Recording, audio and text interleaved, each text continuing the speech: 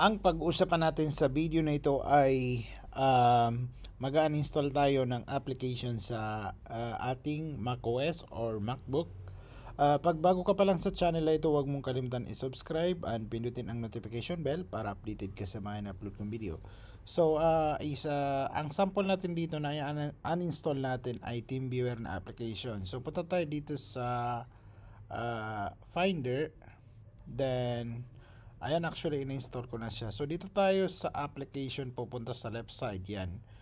Then hanapin natin dito kung ano yung tatanggalin natin, uninstall natin na application.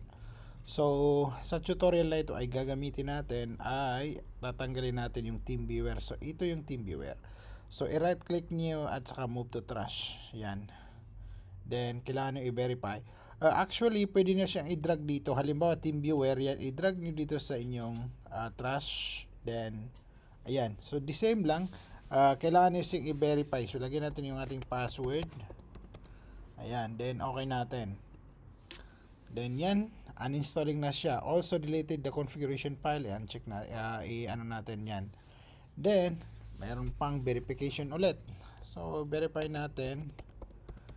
Then, ayan. So, TeamViewer was successful uninstall. So, okay na, natanggal na. So, ganun lang mag-uninstall sa MacBook. So, kung makikita niyo, wala na siya dito sa ating application at saka dito. Usually, kanina nandito siya pero hindi natin napansin or hindi ko na ipakita sa inyo. So, hanggang dito lang and huwag niyong kalimutan i-like and subscribe ang aking YouTube channel.